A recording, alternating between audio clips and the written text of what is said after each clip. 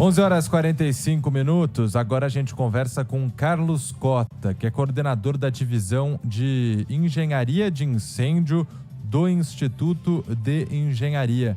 Tudo bem com o senhor? Bom dia. Tudo bem? Bom dia. Tudo certo. Bom, pelo que o senhor conseguiu observar desse incêndio, o que já dá para dizer? Olha, é mais um panorama da péssima gestão da segurança contra incêndio no Brasil, né? Quer seja de órgãos municipais ou estaduais, né? Foi comentado, inclusive, nessa reportagem anterior, a questão do vento predominante. Isso é uma questão importante na análise de risco, que não é feita dentro da legislação, né? A edificação é tratada sem análise de risco, então são critérios que não são adequados para essa região. Nós já falamos isso várias vezes, que essa região existe um potencial carga de incêndio em todas as edificações comerciais é extremamente alto, e a questão dessa gestão tem que ser melhor cuidada, né? Eu estava vendo um vídeo, inclusive, do pessoal que faz compra aí na região, né? Só do vídeo de 5 minutos eu tinha dado uns 20 comuniques ali de não conformidade, de erros. Aparentemente, pelo que eu vi, inclusive, existe sistema de sprinkler e de detecção na edificação. A edificação tem mais ou menos 100 metros de frente e 80 de profundidade, pelo que eu vi no Google Maps aqui. Então, é uma edificação bastante grande, né? Pelo menos 8.000 metros. Não sei se tem 2 andares, precisaria de ver o projeto, mas uma das reportagens afirmou que começou um incêndio, me parece, pelo que eu vi na reportagem, uma pessoa que estava lá dentro começou numa das lojas, no andar superior. Então, eu não sei se tem 2 andares mesmo, mas pelo que ele falou, ele tentou fazer o combate, mas a porta metálica dificultou, tentaram com extintores. Então, só por esses relatos, a gente vê uma péssima gestão da edificação. Nós, pelas imagens, eu não vi o projeto, mas pelas imagens que eu vi aqui, desse pessoal que faz o comércio e tal, aí, né, para sobreviver, existe sistema de detecção e de sprinkler. E aí fica a questão, né? Por que não havia brigadista competente para poder fazer o acesso a esse ambiente? Por que o sistema de detecção, será que o sistema de detecção realmente funcionou? E por que o sistema de sprinkler não atuou, já que ele deveria fazer o controle inicial do incêndio, e isso não ficaria atingindo, né? Não atingiria toda a edificação. Então, isso é o mesmo histórico que a gente vê todas as vezes nesse incêndio. A única diferença é a magnitude, né? Quanto maior o ambiente, pior vai ser o incêndio. Esse incêndio vai demorar muitas e muitas horas, e isso é o panorama dessa região, que por falta de gestão sempre vai acontecer. Então isso é uma característica, né? É uma falta de gestão e uma falta de adequação da legislação e das exigências, né?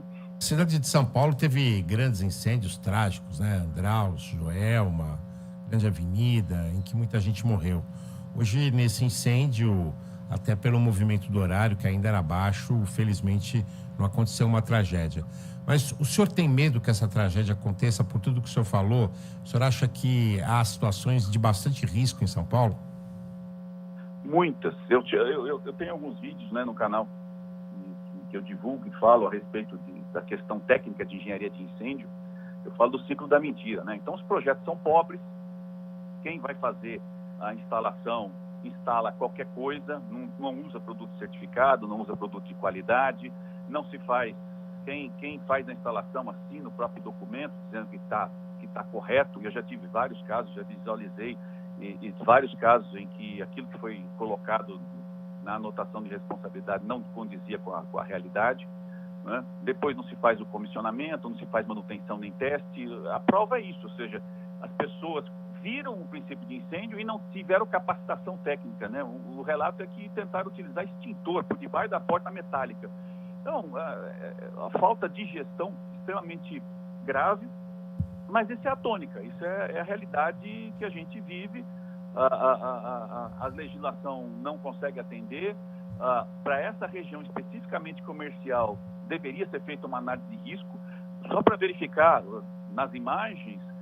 A fachada, ela comprometeu, inclusive, o combate, né? Existe um acabamento de fachada acima da edificação que o bombeiro não consegue nem atingir do lado de fora, né? Ele vai ficar do lado de fora tentando jogar água com a profundidade de 80 metros da edificação, não vai, só se ele adentrar, né? Todas as portas fechadas, isso é o maior problema, inclusive, para fazer esse combate. Todas as lojas metálicas fechadas, e vai ter que usar aparelhos de corte aí para poder fazer, adentrar isso. Então, é uma falta de gestão completa, infelizmente, e vai continuar acontecendo, apesar da legislação ter avançado e tal, mas a gente verifica que determinadas regiões de São Paulo, elas precisam não só de uma legislação, mas de uma gestão integrada, né, para fazer uma avaliação correta e fazer uma fiscalização adequada, né, porque vai ficar a pergunta, e isso a perícia tem que correr atrás, e isso a perícia tem que responder, e os órgãos têm que responder.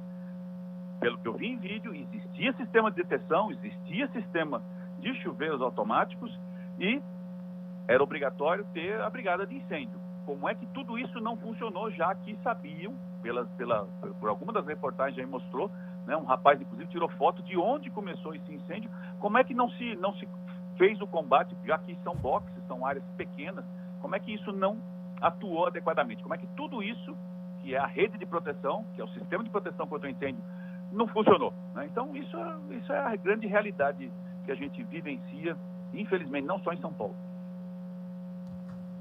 Carlos Cota, que é coordenador da divisão de engenharia de incêndio do Instituto de Engenharia, explicando aqui pra gente como que a história poderia ter sido outra, com uma ação mais efetiva, uma ação mais rápida em relação ao início desse incêndio. Porque, como ele disse, quanto maior o espaço, maior o incêndio. Mas, claro que daria para controlar as chamas de uma forma muito mais eficiente. Obrigado pela participação, um abraço para o senhor. Eu que agradeço, estamos sempre à disposição aqui no Instituto de Engenharia. Obrigado. Valeu, obrigado. Um abraço. 11h52, olha, um ouvinte mandou uma foto aqui, sabendo que a gente até vai colocar no YouTube.